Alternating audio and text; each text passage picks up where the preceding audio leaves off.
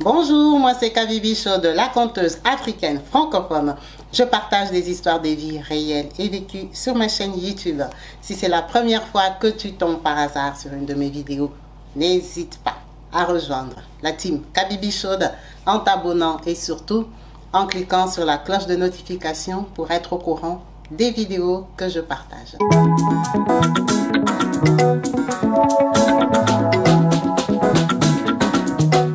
Partout dans le monde, sans exception, abonnez-vous sur la chaîne YouTube Kabibi Show TV. L'information en temps réel, Allez. Oh, partout dans le monde, viva l'été, Kakamoko, c'est Kabibi Show TV. Allez, s'abonner, abonnez-vous massivement, s'abonner, abonnez-vous massivement, s'abonner, abonnez-vous. Oh maman Kabibi, moi si ya mayele, maman Kabibi, maman Yama Solo, maman Kabibi, la chaîne est actuelle, maman Kabibi, information dans la source, oh, en temps réel, on parle de la réalité, de nos vies et nos parcours que nous traversons chez Maman Kabibi. Nous recevons des conseils. Bonjour et bienvenue sur ma chaîne YouTube Kabibi Show TV. Yes. En chaleur, je suis heureuse de vous retrouver tous nombreux, connectés, branchés, actifs et présents sur ma chaîne. Merci à vous tous qui n'hésitez pas à nous rejoindre en vous abonnant et surtout en cliquant sur la cloche de notification pour être au courant des vidéos que je partage. Comme vous savez, ici, nous sommes là pour parler des histoires vraies, des vécus, des expériences. Donc, n'hésitez pas à me contacter sur le numéro WhatsApp qui s'affiche au bas des vidéos pour partager la vôtre. C'est le but de la chaîne. Merci à vous tous qui jouez le jeu, à commenter les vidéos, à encourager toutes ces personnes qui se dévoilent à nous, qui nous partagent leur intimité. Merci, c'est vraiment touchant. Aujourd'hui, nous avons une histoire forte, une histoire poignante qui nous vient de loin, qui nous vient de la Tanzanie, de Dar es Salaam. Yes, la Tanzanie est à l'honneur. Nous allons parler d'Annabelle, qui est cette femme forte, qui relate, qui révèle son parcours, son histoire, l'histoire de sa vie, l'histoire de son mariage. En tout cas, cette histoire est tellement poignante qu'elle fait réfléchir. Annabelle nous dit ceci. Les parents d'Annabelle se sont rencontrés très jeunes. Quand son père a rencontré sa mère, il avait à peine 22 ans et sa mère avait 17 ans. Donc, on va dire que c'est un jeune garçon qui a fait des petites aventures à sa copine du moment et elle est tombée enceinte. Ils ont eu Annabelle. Annabelle est donc née sous le toit familial de sa mère. Après sa naissance, c'était tellement compliqué que sa maman était obligée d'aller vivre avec son papa. Elle est quand même allée au mariage, si on va appeler ça un mariage. Elle s'est installée avec lui sans aucun engagement. Ils ont commencé à élever Annabelle. Le papa ne voulait pas d'un deuxième enfant. Mais comme ils étaient jeunes et que la maman ne savait pas bien calculer ses dates, elle est retombée enceinte. Elle a accouché d'un deuxième enfant qui est la sœur d'Annabelle, Amanda. Ils ont eu un deuxième enfant, Amanda. Après la naissance d'Amanda, tout était encore plus difficile. Le couple ne s'en sortait pas. C'était tellement compliqué que leur maman a décidé de rentrer dans sa famille.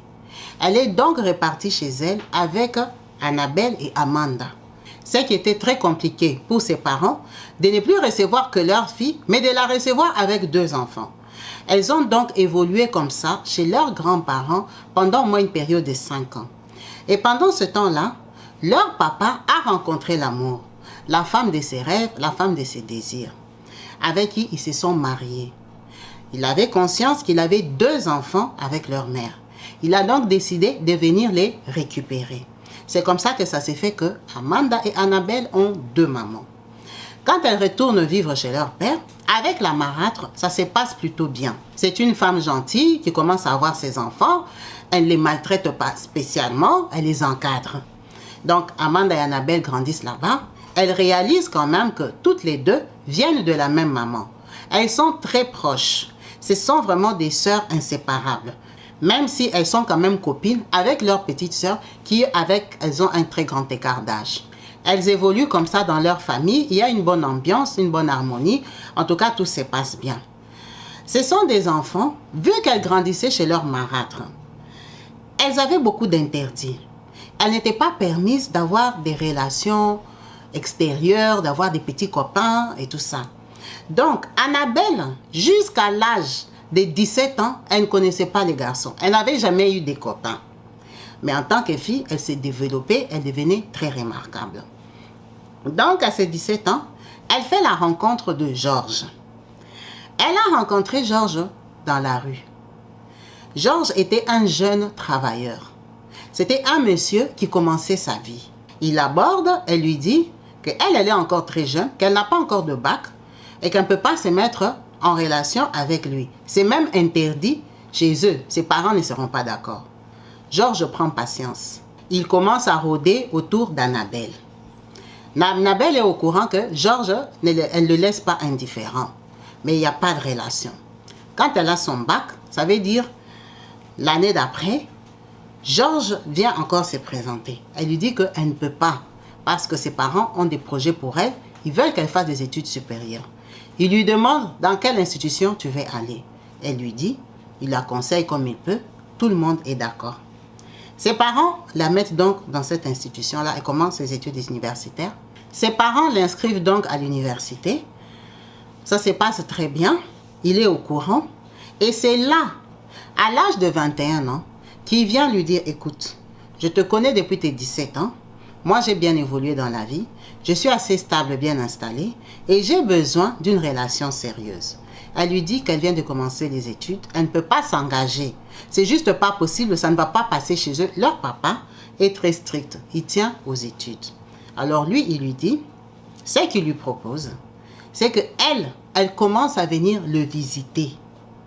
Qu'elle commence à venir voir chez lui. Juste par amitié. Elle a commencé à le visiter à l'âge de 21 ans. Elle a visité comme ça pendant 10 ans. Elle a pu obtenir son diplôme universitaire pendant cette période de 10 ans. Pourquoi on parle de 10 ans? Parce qu'après ces 10 ans-là, il n'y avait toujours rien d'officiel. Elle allait là-bas, il s'accouplait, il s'est passé tout ce qui s'est passé. Et c'est 10 ans après qu'elle a compris que ses parents étaient au courant, qu'elle voyait quelqu'un avec qui il ne s'est passé rien. Le monsieur ne se mariait pas et il ne l'épousait pas non plus. Elle a réalisé qu'elle commençait à prendre de l'âge. À 31 ans, elle était encore chez ses parents, soi-disant avec un fiancé. Officiellement, on peut dire que ses parents l'ont mise à la porte. Parce que ce n'était pas normal une relation de 10 ans. Donc, quand elle est sur les faits accomplis, elle va voir Georges, à qui elle relate cette histoire, cette situation. Qu'à la maison, c'est plus possible que je dise que je viens chez toi, je passe même des nuits chez toi, je viens cuisiner chez toi, je fais tout avec toi. Dans la rue, partout, on me connaît avec toi. Et toi, tu ne te présentes pas en fait. C'est juste pas possible. Donc lui, il lui dit, dans ce cas-là, il faut que tu viennes vivre avec moi. Il est un peu forcé de prendre Annabelle. Donc elle s'installe chez lui, elle tombe enceinte. Elle accouche de son premier enfant. Quand elle accouche, il ne fait aucun signe. Il ne dit pas qu'il va l'épouser. Les parents se demandent, bon, toi tu as fait des études, tu travailles, tu décides d'aller vivre chez un homme avec qui tu fais un enfant qui ne dit rien. Il ne te dote pas. Il ne t'amène pas à la commune. Il ne t'amène pas à l'église. Rien ne se passe. En fait, toi tu as grandi pour aller comme ça. En sachant que Annabelle a grandi avec une marâtre. Donc la marâtre, ça ne lui dit rien. Qu'on l'épouse ou pas, ce n'est pas son problème. Annabelle, quand elle a eu son diplôme universitaire et qu'elle a commencé à travailler, elle a commencé à fréquenter aussi sa mère. Donc Georges, il connaissait et sa maman et la maman marâtre qu'il avait élevée. Ça, ce n'était pas le problème. Ils s'entendaient très bien avec toutes les deux. Quand ils ont eu l'enfant, Georges a quand même décidé de venir donner des présents. Pas doter, mais donner des présents au papa de Annabelle. Pas à la famille, mais au papa. Pour lui dire merci de votre confiance, merci de savoir que je vis avec elle, merci de m'accepter, on va faire les choses. Donc pour calmer et apaiser le papa, parce qu'il y avait quand même un enfant. Le papa, vu qu'il savait que sa fille s'est donnée presque en cadeau, elle aimait trop Georges. Il a accepté, il a sympathisé avec lui. Et Georges a commencé à appeler le papa d'Annabelle le vieux. Le vieux. Donc le vieux. Quand il appelle le vieux, le papa lui dit, arrête de m'appeler le vieux. Parce que la vieillesse, toi-même, tu es en train de me rejoindre. Sache qu'un jour, toi aussi, tu seras vieux. Donc c'était comme leur genre de blague. Quand Georges voyait le beau-père, ah le vieux. Il dit, petit jeune, t'inquiète pas, un jour tu seras vieux. C'était comme ça qu'il blaguait. Le papa d'Annabelle a eu beaucoup de sympathie pour Georges. Et il a compris pourquoi Annabelle s'accrochait à lui. Ils ont évolué comme ça. Annabelle est tombée enceinte du deuxième enfant. Georges lui a demandé d'aller avorter. Il lui a dit, mais pourquoi je vais avorter? On vit ensemble, je travaille. Oh non, moi je ne veux pas beaucoup d'enfants et tout ça. C'est un peu trop m'imposer la vie. Moi je ne prends pas la vie comme toi tu veux que les choses se passent. J'ai d'autres projets, surprises peut-être pour toi. Mais avoir des enfants, des années successives comme ça, celui-ci a à peine 3 ans, tu me fais un autre bébé. Moi, je ne veux pas qu'on aille aussi vite, à ce rythme. Il faut qu'on voie les choses déjà, comment on va les programmer. Elle était très surprise. Elle est même allée dire à sa mère biologique, mais regarde comment il a réagi, le fait de savoir que j'étais enceinte. Elle dit, ce sont les caprices des hommes. C'est parce qu'ils disent qu'il ne t'a pas encore épousé. Toi, fais tes enfants. Vous vous entendez bien, tu travailles, tu participes aux frais de la maison. C'est quoi le problème? Quand elle accouche, Georges lui dit, tu vois, maintenant que tu as accouché, c'est compliqué avec 2 enfants. Comment tu vas faire? Il faut que tu arrêtes de travailler. Il lui a imposé d'arrêter de travailler. À la grosse surprise d'Ayanda, quand elle arrête de travailler, elle retombe encore enceinte. Georges est très fâché. Georges est mécontent. Georges a même découché de la maison. Il a commencé à découcher de temps en temps pendant cette grossesse-là. Annabelle ne comprenait pas pourquoi. Elle se demandait qu'est-ce qui s'est passé dans son foyer. Elle a commencé à prier. C'était une ancienne chrétienne. C'était une chrétienne. Mais elle est devenue vraiment pratiquante quand son mari a commencé à découcher. Elle a pris ça au sérieux parce qu'elle l'aimait beaucoup. Elle se projetait qu'avec lui. Elle voulait vivre avec lui, qu'ils élèvent les enfants. Donc, il commence à découcher et tout ça. Il est dans tous ses états. Elle accouche du 3e enfant. Lui dit que financièrement, ça sera difficile. Elle ne comprend pas, elle fait exprès et tout ça. Dès qu'elle accouche le 3e bébé, elle lui dit qu'elle va prendre une bonne, une femme de ménage, une dame, une nounou, qui va commencer à s'occuper des 3 enfants. Donc, elle peut reprendre le boulot et recommencer à participer aux frais de la maison. Il est sceptique, mais il n'a pas le choix, il accepte. Quand il accepte, elle reprend le boulot peut-être pendant une période de 4 mois. La sœur de Georges l'appelle pour lui demander une somme d'argent qui équivaut à peu près à 1000 $. Elle ne comprend pas pourquoi. Elle ne demande pas à son frère. Elle lui dit, elle a des problèmes, aide-moi et tout ça et tout ça. Elle va voir Georges, lui dit que ta soeur m'a demandé 1000 $. Il dit, mais donne-lui. Il dit, mais moi je n'ai pas 1000 $. Il dit, si toutes les femmes ont des économies, ont de l'argent, tu es en train de résister parce que c'est ma soeur à moi. Fais l'effort, donne-lui l'argent. Donc, elle est partie. Elle a presque vidé son compte. Vu qu'à la maison, il n'y avait pas un bon climat déjà avec lui à cause des 3 enfants. Elle était dans la flatterie. Elle s'est même endettée de 200 $ pour compléter sur les 1000 $. Elle a remis cet argent-là à sa belle-sœur. Très contente dans la famille, elle est appréciée, même si le mari lui fait la tête. Elles évoluent comme ça se passe très bien avec la bonne. Elle a gardé cette bonne-là pendant 3 ans. Elle s'entendait très bien. Elle dit ils avaient déménagé. Elles ont déménagé sur Dar es Salaam. Parce qu'à la base, elles vivaient à 40 km de Dar es Salaam. Toute cette histoire que je vous ai racontée. Elles aménagent sur Dar es Salaam dans une plus grande maison. Elle s'installe avec la bonne, avec qui elle vit déjà depuis plus de 3 ans. Il n'y a pas de souci. Dans ce quartier-là, tout le monde pensait même que la bonne, c'était sa petite sœur. Une fille a un très bon comportement. Elle a retrouvé une église évangélique où elle est devenue vraiment pratiquante. Elle allait à l'église avec la bonne le week-end parce qu'il y avait les enfants. Mais en semaine, quand elle terminait le boulot, parfois elle allait seule. Elle dit ce jour-là, c'était un samedi après-midi, il y avait une réunion de mamans. Les mamans de l'église étaient en train d'organiser une petite manifestation. Vous savez comment ça se passe dans les églises.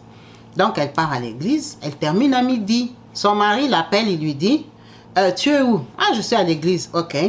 moi je veux manger aujourd'hui du poisson, fruits des mers, accompagné du riz. Pendant que elle avait déjà prévu de faire du poulet avec du riz. Elle est un peu embarrassée parce qu'elle doit quitter l'église, aller encore faire le marché, en sachant qu'il lui dit ça au téléphone. Donc, elle n'a pas l'argent, il ne lui a pas donné de l'argent. C'est elle qui doit dépenser.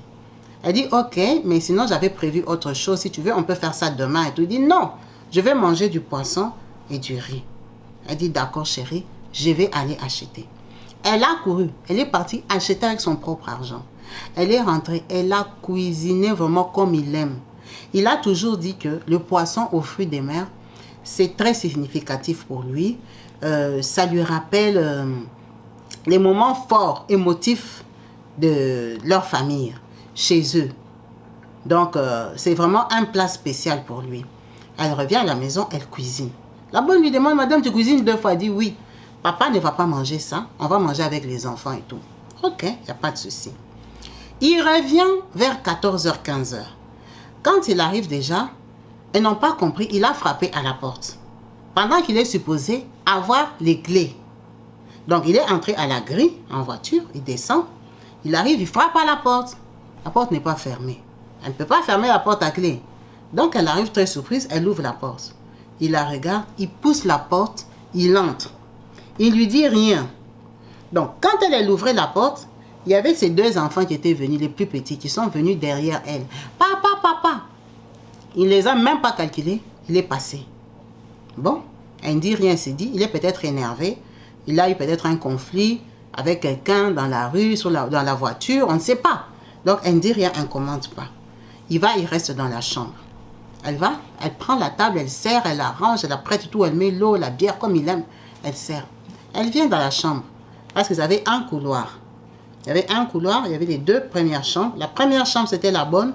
La chambre de ses enfants, les toilettes. En face, il y avait sa chambre, en face des toilettes. Donc, elle va dans la chambre, elle frappe. Elle entre, elle dit, Georges, j'ai cuisiné. Il la regarde, il ne répond pas. Il répond avec la tête. Elle est sortie de la chambre, elle lui dit, je t'ai servi. Donc, elle rentre au salon. Elle s'assoit au salon. La bonne était en train de repasser. La bonne repassait dans sa chambre à elle. La bonne n'avait pas fermé la porte. Donc, madame est assise au salon. Il y a la salle à manger dressée avec la nourriture du patron. La bonne est dans la chambre. Donc, la bonne voit le monsieur sortir. Il la regarde, il passe. Dans leur couloir, au mur, ils avaient mis un portant sur lequel ils posaient leurs clés. Ils accrochaient leurs clés. Donc, la bonne arrive. Il voit, il prend toutes les clés qui sont sur le portant. Il regarde la bonne. Il lui dit, donne-moi tes clés. Elle dit que, donne-moi tes clés. Elle prend les clés de la maison et lui donne. Il prend toutes les clés là, il met dans sa poche. Il sort. Quand il arrive au salon, il regarde la table. Il ne mange pas, il ouvre la porte, il sort. Donc, elle ne l'a pas vu prendre les clés, mais c'est la bonne qui l'a vu. C'est comme ça que la dame ne comprend pas. Elle reste un peu au salon. Après, elle passe au couloir. La bonne l'appelle. Madame Annabelle, je voulais juste vous informer que patron, papa, a pris toutes les clés. Il m'a même demandé mes clés à moi. Elle dit, pourquoi? Elle dit, je ne sais pas, il a pris toutes les clés. Là, elle ne dit rien. Elle part dans la chambre, elle est stressée. Elle dit qu'elle vient maintenant prendre les vêtements que la bonne a déjà repassés pour commencer à les ranger dans la garde-robe des enfants. La bonne l'interpelle encore, lui dit, madame, je l'ai vu très bizarre, hein? Je ne comprends pas. Je ne vois pas pourquoi il a pris toutes les clés qui étaient même au portant. Elle dit, mais il a le droit de prendre les clés parce qu'il est chez lui. Tu veux en faire un problème? Le fait que mon mari ait pris les clés, ça te dérange en quoi? Il est chez lui. Il a le droit de prendre les clés. S'il a pris les clés, il a pris les clés. Ce n'est pas grave.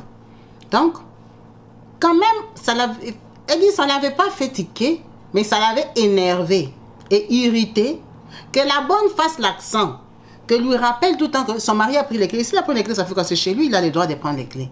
Donc, elle a fait un peu genre, je suis la madame, mêle-toi de ceux qui te regardent. Ils sont restés toute la soirée. Elle a compris qu'il n'a pas mangé. Et ils ont mangé leur riz au poulet. Ils ont fini. Ils ont attendu. Les enfants sont allés dormir. Elle a attendu comme ça jusqu'à 22h.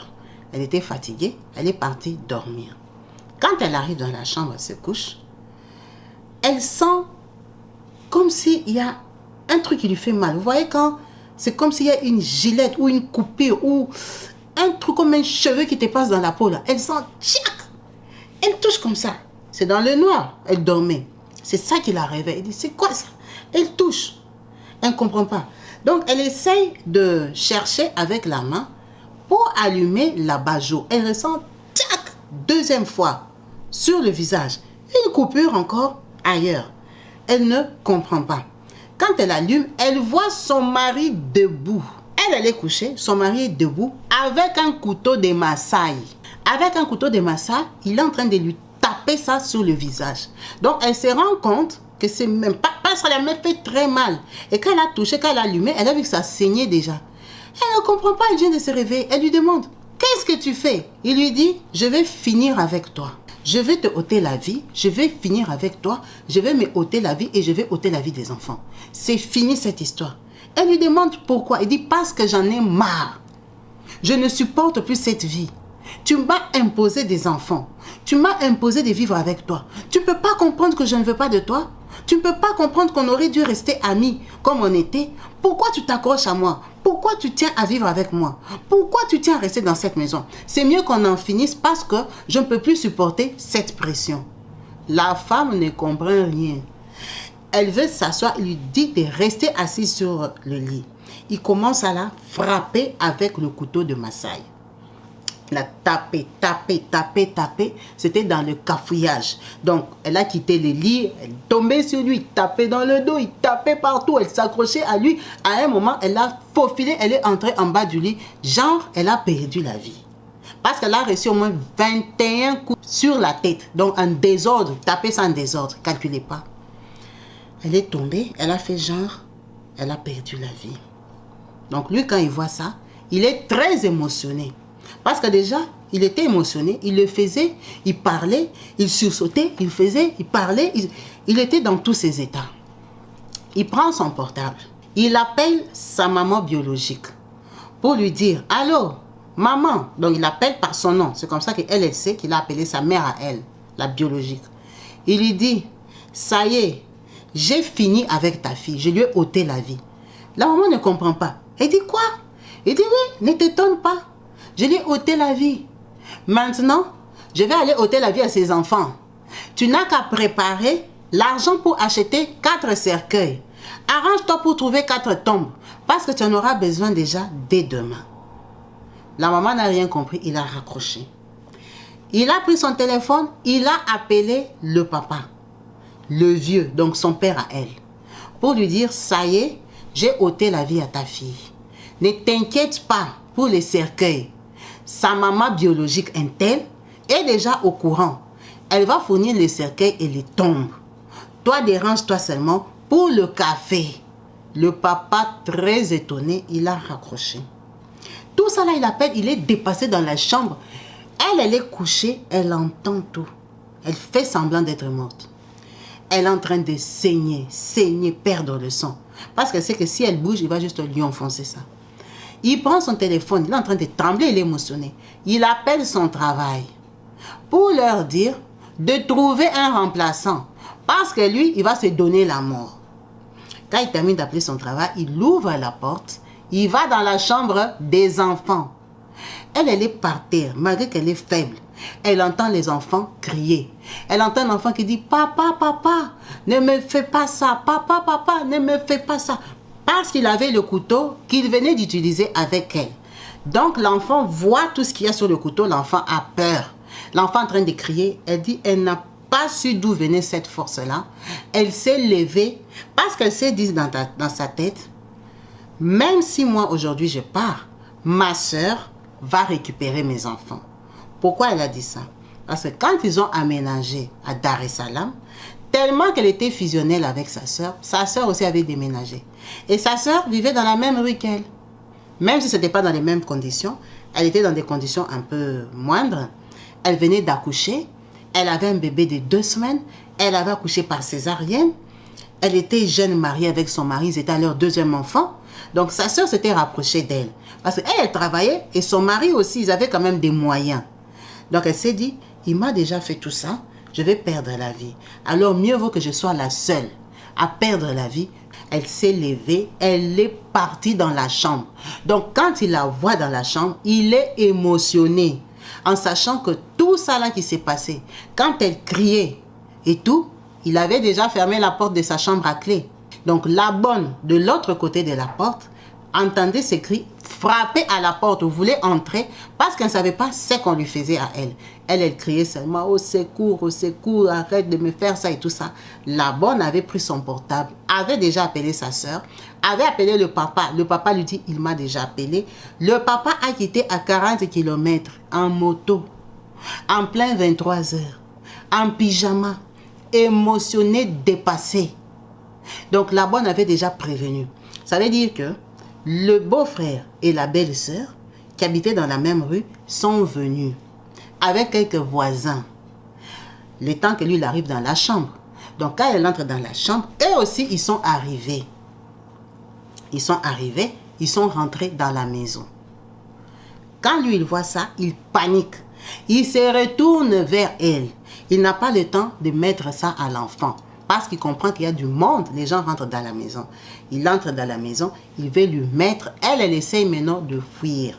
Quand elle veut fuir, elle tombe parce qu'elle n'a pas beaucoup de force. C'est comme ça que sa soeur entre dans la chambre, prend les enfants avec son mari. Ils prennent les enfants, ils sortent avec la bonne. Elle est par terre. Donc lui maintenant, il lui dit, il va la tirer jusque dans la chambre pour aller l'achever là-bas. Parce qu'elle était par terre. Je ne sais pas pourquoi il ne voulait pas lui mettre ça par terre, mais il l'a tiré. Son intention, c'est pas que c'était au couloir et que les autres faisaient des va-et-vient. Il avait l'intention de la ramener dans la chambre parce qu'il y avait une clé pour fermer et en finir avec elle. Toi, après tous les coups que tu as reçus, tu tiens encore. Pourquoi tu n'es pas morte? Je vais te ramener dans la chambre. Je vais fermer, je vais finir avec toi. C'est comme ça que le beau-frère revient. Il a le temps de déposer les enfants dehors. Il revient au couloir pour maintenant la sauver en sachant que lui a un couteau de Maasai. Le beau-frère n'a rien. Donc quand le beau-frère vient, il essaie de lui raisonner. Georges, pourquoi tu fais ça et tout ça? Pour essayer de la prendre parce qu'elle saignait de partout. Et quand le beau-frère vient, il essaie de la toucher comme ça. Il a pris son couteau, il a tapé ça sur le bras. Il a presque cassé la main. Le beau-frère a crié, il a fui parce qu'il voulait sauver sa peau. Il ne savait pas à quel point le monsieur était furieux. Donc quand le beau-frère sort, les voisins rentrent maintenant parce qu'ils ne peuvent pas laisser la dame toute seule. Ils savaient qu'elle était vivante. Les voisins rentrent à plusieurs. Quand il voit les voisins, il fait quoi? Il fuit. Il va dans la chambre, il s'enferme tout seul. Les voisins ont trouvé que c'était tant mieux. Ils l'ont prise. Ils sont sortis avec elle. Ils l'ont mise dans une voiture. Ils l'ont précipitée à l'hôpital. Elle arrive là-bas. Son papa, on lui a prévenu qu'en fait, elle est à l'hôpital. Sans argent, sans rien. Tout son sac à main. Tout est dans la maison. Ils vont payer l'hôpital. Comment c'est l'Afrique? Les voisins n'ont pas l'argent, bien sûr. Ils t'ont sauvé déjà la vie. Ils ne vont pas te payer les frais de santé. C'est comme ça que son père arrive. Et c'est son père qui est dépassé, qui se donne garant lui-même pour les frais hospitaliers. Il leur dit, faites tout le nécessaire, tout ce qu'il faut. Demain, je vous ramène l'argent. Donc, on l'a internée, vu qu'elle n'était même pas mariée à lui, à son propre nom à elle. Et les factures devaient être payées par son père. Les enfants étaient sauvés, ramenés chez sa sœur. Donc, les voisins ont quand même appelé les forces de l'ordre qui sont venus quand ils arrivent. À la grosse surprise de tout le monde, le monsieur s'était ôté la vie. Donc, quand il est entré dans la chambre, il s'est enfoncé ça tout seul. Il s'est ôté la vie. Elle n'était pas au courant. Elle est à l'hôpital, elle est soignée, elle est traitée. On lui a recousu son oreille. On lui a recousu partout. On l'a suturé. Sa main, vu qu'il lui tapait ça sur la main quand elle essayait de se défendre, sa main pendait. On lui a mis 7 morceaux de fer dans sa main pour que ça tienne son poignet. Cette dame a fait 9 mois à l'hôpital. 9 mois à l'hôpital sans savoir que lui il était décédé. Elle n'était tellement pas bien que la famille avait décidé de ne lui donner aucune information. Juste de lui dire que ses enfants étaient en sécurité chez sa sœur. Le monsieur était décédé, enterré à son insu. Vu que c'était juste un compagnon, elle n'était même pas veuve. Les biens qu'il a laissés, à la grosse surprise de la famille, c'est monsieur Georges était marié, ça faisait 8 ans. Il était marié sur ses identités. Donc, quand il avait rencontré à 17 ans, il s'était marié 5 ans après à une fille imposée par sa famille, avec qui ils avaient 4 enfants. Le 4e enfant est l'enfant pour lequel elle a payé la sortie de maternité de $1000. Pourquoi? Parce que dans sa famille, on lui avait octroyé une femme depuis l'enfance. Il le savait très bien. Mais lui, par amour et par choix, il a rencontré Annabelle, à qui il a fait des avances et a fait espérer. Sachant que sa famille ne va jamais l'accompagner, aller épouser Annabelle, c'est pour ça qu'il avait donné un cadeau à son papa tout seul. Il était dans l'incapacité de l'épouser. Et il était déjà marié sur ses papiers. Annabelle vivait avec lui sans le savoir. Les raisons qu'il avait avancées pour vivre avec elle, c'était l'argent. Il disait qu'elle était indépendante financièrement, qu'elle travaillait, qu'elle pouvait subvenir aux besoins de la famille. Donc lui, son salaire, il subvenait aux besoins de la femme qui était celle de la famille. Et elle, Annabelle, son argent, c'était pour le ménage. Mais comme elle était amoureuse, suppliait l'amour, vivait avec un homme qu'elle a suivi 10 ans d'amitié, elle s'est contentée de ça, elle ne connaissait pas d'autres hommes dans la vie. Pour elle, elle mettait ça dans le cadre de soumission, des femmes vertueuses, des femmes qui écoutent leur mari, de construire ton foyer dans la transparence. Donc, elle, son salaire, elle le lui présentait et lui les prenait pour faire des dépenses. Et parmi ces dépenses-là, il supportait sa femme reconnue et légale. Donc, quand elle a accouché, elle lui a dit que tu vis avec elle pour l'argent, donc il faut qu'elle paye les frais hospitaliers.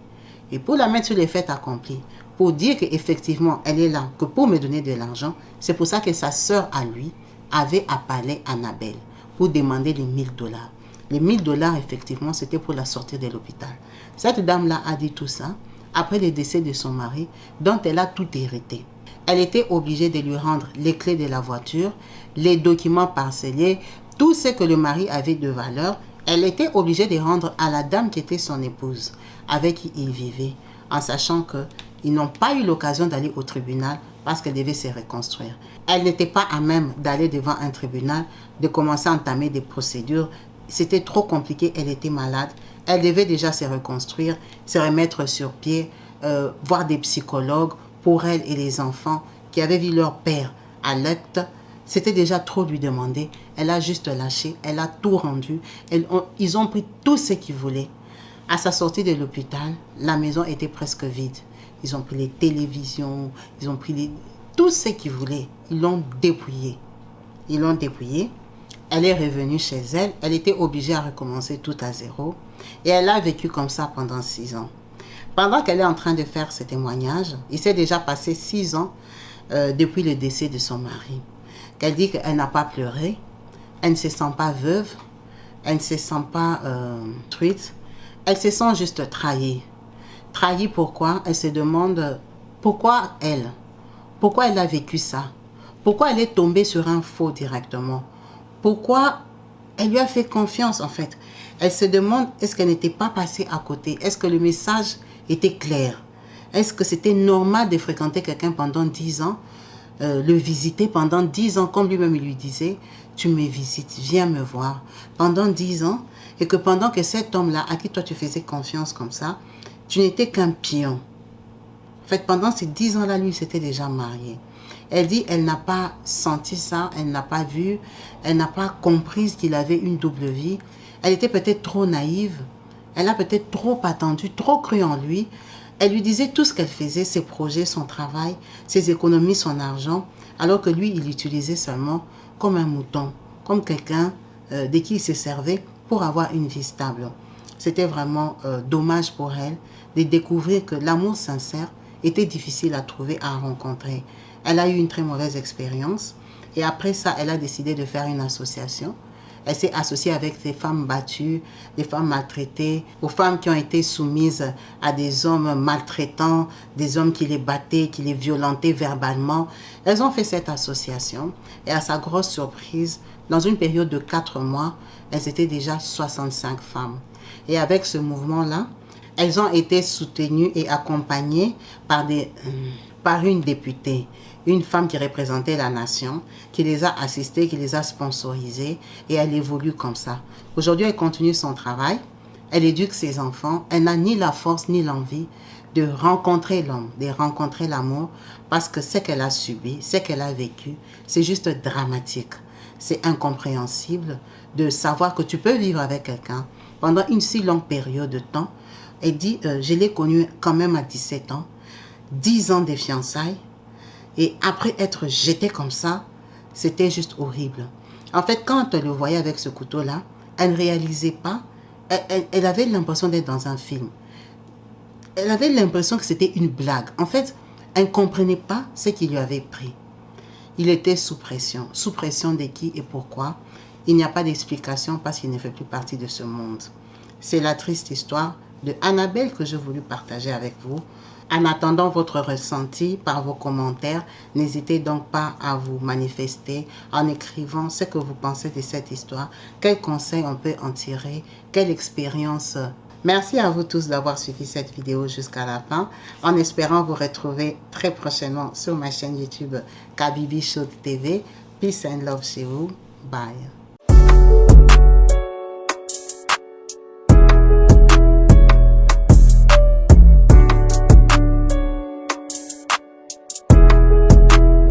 Bino baye bozali kolanda biso esika bozwami tozali bongo awa na kati ya RDC, précisément na ville province de Kinshasa, awa na Bibwa esika wapi bazali koteka ba terrain 20 sur 20 na 4000 euros. 4000 euros mais okosomba yango cash te, okofuta yango paiement en série ni bino bata diaspora bolobaka dans le mois pour bana kofuta bongo 400 euros et koka 10 mois kokisa 4000 euros ozwa terrain na yo. Il y a plus de 33 hectares et ça bon awa. Bandeko bazali na yango, vous en a posé à terrain, contactez Maman Kabibi, vous a beaucoup plus de précisions. Au bing na numéro 1 Maman Kabibi, a repé Sabino, ba détail nyos on a baye bazana posé à cause terrain awa na kati ya Bibwa. Na yebi ke terrain comme pétrole awa na kati ya Congo, mais ça chance ba petite opportunité à ko saisir. Vous en a 4000 euros na yo au sombi mais au foot yango cash te. Et ça cadeau, maman a pesi bino ba bazana posé à terrain. Référence ezali sénateur Mabaya. Baye bayebi Bibwa bayebi sénateur Mabaya des références à okoma awa. Na bag na bino na prince kobanda makadam ti okoma awa 30 minutes au komisika tozali pe ozui terrain na yo. Donc na komisika un message pour lobby olobate aidor obetaki lisolo te. To beteli bino lisolo. Chance tikali na ngambo na bino.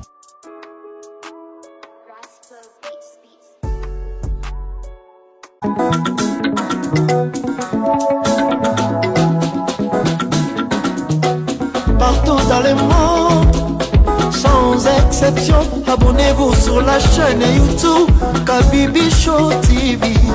L'information en temps réel, temps réel. Oh, partout dans le monde, Bibalete, Kakamoko, c'est Kabibi Show TV. Allez, s'abonner, s'abonner, abonnez-vous massivement. S'abonner, s'abonner, abonnez-vous massivement.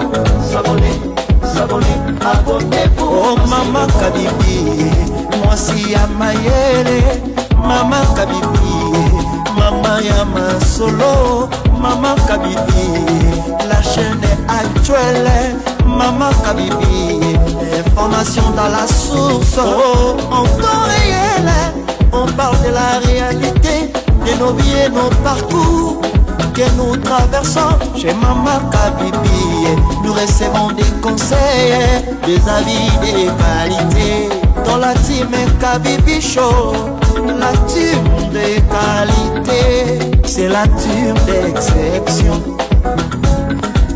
Oh Maman Kabibi, Maman africaine, Maman Kabibi, Bendele Amboka, chez Maman Kabibi, moi si Kitoko, Maman Kabibi, la sagesse, la différence, elle nous parle des histoires réelles, l'histoire vécue, remplie des émotions, avec éloquence, classe, la maman de la francophonie, Maman Kabibi, Kabibi Show TV, Maman Kabibi, Maman ya Bana, Maman Kabibi, Maman ya Boboto, Maman Kabibi, Kabibi Show, Kabibi wetu, la team Kabibi Show TV.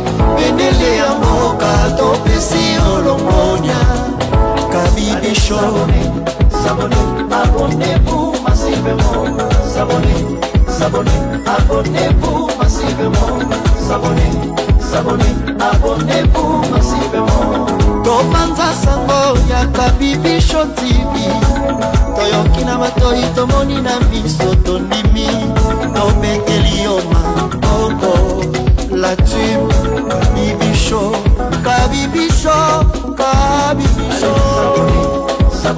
Abonnez-vous massivement. Abonnez-vous massivement. Abonnez-vous massivement.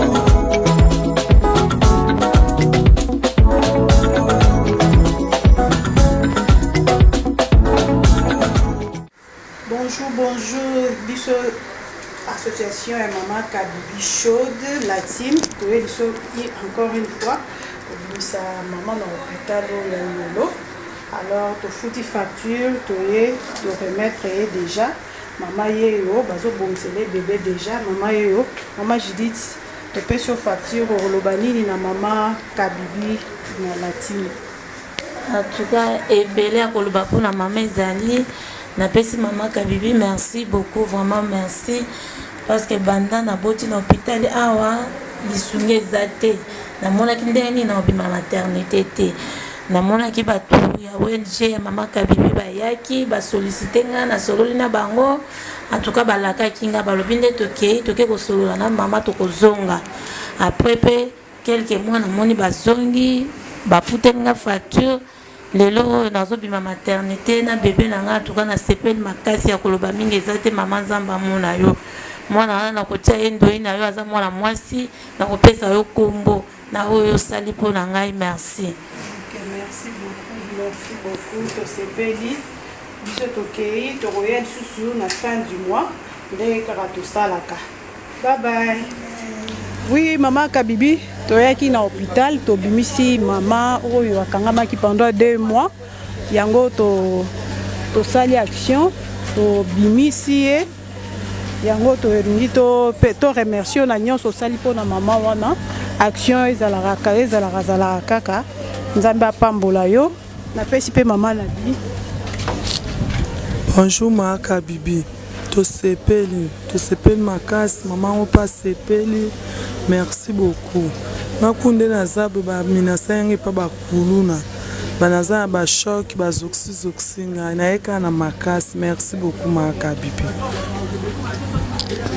Merci maman Kabibi, nous allons continuer à sunga ba jeune mère au bazo kangama na hôpital. To sengi association na yo merci vraiment nzamba pambola yo et que au continuer au kindara toujours liboso comme tu le fais toujours pour les autres et que Dieu a bâti cela yo encore plus et belé encore. Merci beaucoup.